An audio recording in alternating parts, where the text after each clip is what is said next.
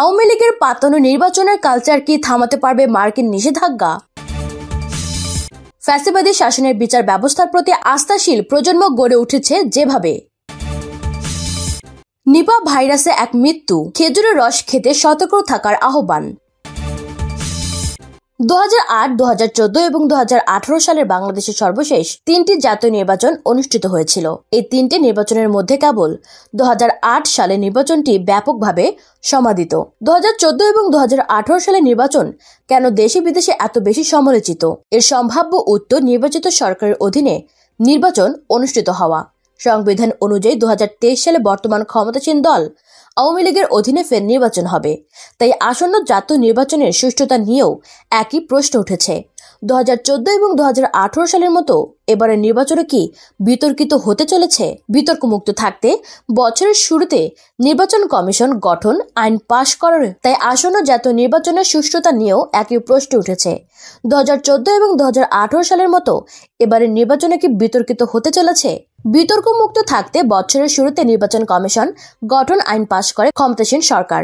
বাংলাদেশের 50 বছরের ইতিহাসে এটি একটি অলৌকিক ঘটনা। প্রসঙ্গত 2018 সালের একাদশ জাতীয় সংসদের হিসাব দেখলে দেখা যাবে মোট 300 আসনের মধ্যে মাত্র 60টিতে জিততে দেওয়া হয়েছিল বিরোধী দলকে। এদিকে আগামী 20 মাসের মধ্যে বাংলাদেশে নির্বাচন অনুষ্ঠিত হবে, আর এই নির্বাচন নিয়ে সবচেয়ে বড় প্রশ্ন ক্ষমতাসীন আওয়ামী লীগ সরকার এই নির্বাচনকে কতটুকু সুষ্ঠু ও স্বাধীন হতে দেবে এবং এতে জনগণের ইচ্ছা সঠিকভাবে প্রতিফলিত হবে কিনা। গত 13 বছর ধরে বাংলাদেশে ক্ষমতায় আছে আওয়ামী লীগ। এর মধ্যে 3টি জাতীয় নির্বাচন হয়েছে 2008, 2013 এবং 2018 সালে। 2006 এবং 2007 এই 2 বছর সামরিক বাহিনী নিয়ন্ত্রিত তত্ত্বাবধায়ক সরকার থাকার পর 2008 সালে নির্বাচন অনুষ্ঠিত হয়, আর সেই নির্বাচনে জিতে ক্ষমতায় আসে আওয়ামী লীগ এবং 2008 সালের সেই নির্বাচনে সর্বশেষ স্বাধীন ও সুষ্ঠু নির্বাচন হিসেবে স্বীকৃত। অর্থাৎ এর পরের 2টি নির্বাচন পাতানো বলেই ধরে নেওয়া যায়। ক্ষমতায় আসার 3 বছরের মাথায় 2011 সালে নির্বাচনকালীন নিরপেক্ষ তত্ত্বাবধায়ক সরকারে সংবিধান থেকে অপসারণ করে ক্ষমতাসীন আওয়ামী লীগ। এর প্রতিবাদ স্বরূপ বাংলাদেশ জাতীয়তাবাদী দলের নেতৃত্ব 2014 সালে নির্বাচন বয়কট বা বর্জন করে বিরোধী দলগুলো। সে সময় তারা বলেছিল তত্ত্বাবধায়ক সরকার ছাড়া নির্বাচন সুষ্ঠু হবে না, কিন্তু তাদের বয়কটের সিদ্ধান্তকে আমলে না নিয়ে নির্বাচন অনুষ্ঠিত হয়। এই নির্বাচনের পর বাংলাদেশের যুক্তরাষ্ট্র দূতাবাস থেকে বক্তব্য দেওয়া হয়, যেখানে বলা হয় সদ্য সমাপ্ত নির্বাচনের ফলে বাংলাদেশের জনগণের আকাঙ্ক্ষার প্রকৃত প্রতিফলন হয়েছে বলে মনে হয় না এবং বাংলাদেশ সরকার ও বিরোধী দলগুলোর উচিত কিভাবে একটি স্বাধীন, সুষ্ঠু, হানাহানিহীন এবং আস্থাযোগ্য নির্বাচনের আয়োজন করা যায় তা নিয়ে অতি শীঘ্র আলোচনায় বসা। সেই সময় এই বক্তব্য শুধু যুক্তরাষ্ট্র নয়, নির্বাচন নিয়ে প্রায় সব পশ্চিমা রাষ্ট্রের মনোভাবের প্রতিনিধিত্ব করে। কিন্তু নির্বাচনের পর এর বিরুদ্ধে বড় কোনো প্রতিবাদ বা অসন্তোষ দেখা যায়নি এবং আন্তর্জাতিক সম্প্রদায়ও নতুন করে নির্বাচন করা নিয়ে চাপ দেয়া বন্ধ করে দেয় দ্রুতই। এদিকে বিএনপির নির্বাচন বয়কট করার কারণটা বোধগম্য হলেও অনেকেই দলটির এই সিদ্ধান্তের সমালোচনা করেন।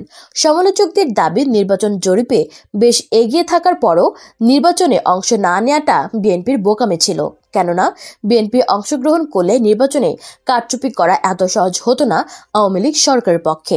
এরই ধারাবাহিকতায় 4 বছর পর 2018 সালে যখন একাদশ জাতীয় সংসদ নির্বাচনের ঘোষণা দেওয়া হয়, তখন তাতে অংশগ্রহণের জন্য বেশ চাপের মুখে পড়ে বিএনপি এবং দলটি সেই নির্বাচনে অংশ নেয়।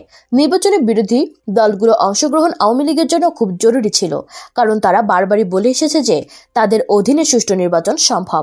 এটা ছিল আওয়ামী লীগের জন্য একটা পরীক্ষা। যাই হোক, হয়ে গেল নির্বাচন, কিন্তু 2014 সালে যা আশঙ্কা করে নির্বাচন বর্জন করেছিল বিএনপি, ঠিক সেই সবই ঘটেছে 2018 সালের নির্বাচনে। এই নির্বাচন হলো সম্পূর্ণ পাতানো। অপরদিকে ময়মনসিংহ বিএনপির গণ অবস্থান কর্মসূচিতে দলের স্থায়ী কমিটির সদস্য নজরুল ইসলাম খান বলেছেন, আজ পত্রিকায় দেখলাম বলা হয়েছে যে ধাক্কা দিলেই পড়ে যাব, তা হবে না। ঠিক আছে, ধাক্কা দিলে যদি না পড়েন তাহলে যা করলে পড়বেন, আমরা এর সবটাই করব, কিন্তু তার প্রস্তুতি কি আছে? আপনারা যারা দায়িত্ব নিয়েছেন আমাদের সিদ্ধান্ত দেওয়ার, আমরা আপনাদের কথা দিচ্ছি। আন্দোলনকে পরিপূর্ণভাবে সফল করার জন্য যা করার দরকার আমরা তাই করব। এটা ধাপে ধাপে বলতে হবে, এটাকে আমাদের এগিয়ে নিতে হবে এবং যথাসময়ে যথাযোগ্য কাজটি করতে হবে।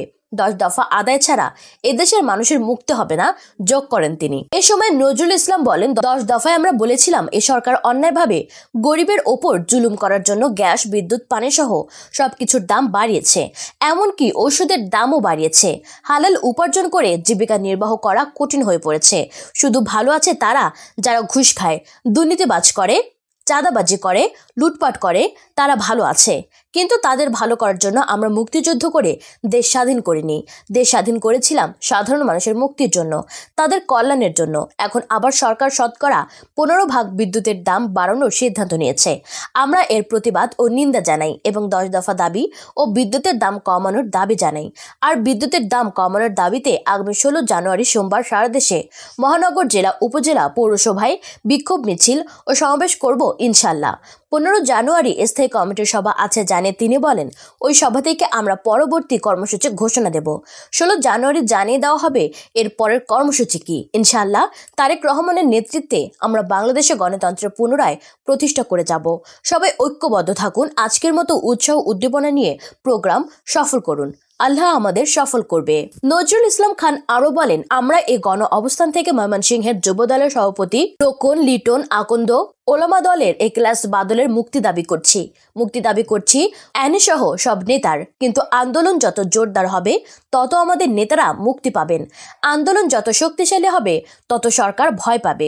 অপরদিকে আন্তর্জাতিক পরিমণ্ডলে দেশের ভাবমূর্তি আর বিনষ্ট না করতে ক্ষমতাসীন আওয়ামী লীগ সরকারকে পদত্যাগের আহ্বান জানিয়েছেন নাগরিক ঐক্যের সভাপতি মাহমুদুর রহমান মান্না। তিনি বলেন, অবৈধ ক্ষমতাসীন সরকার দেশকে অর্থনৈতিক এবং রাজনৈতিকভাবে মহাসংকটের দিকে ঠেলে দিচ্ছে। নাগরিক ঐক্যের সাংগঠনিক সম্পাদক সাকিব আনোয়ার স্বাক্ষরিত এক বিবৃতিতে এসব কথা বলেন মান্না।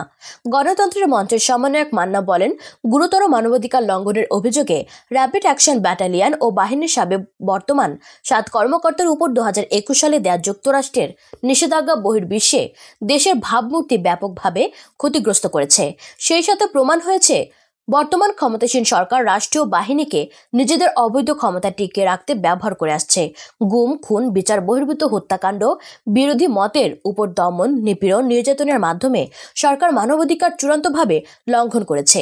সরকার এখন নতুন করে আরো বড় ধরনের নিষেধাজ্ঞা আসার ভয়ে শঙ্কিত।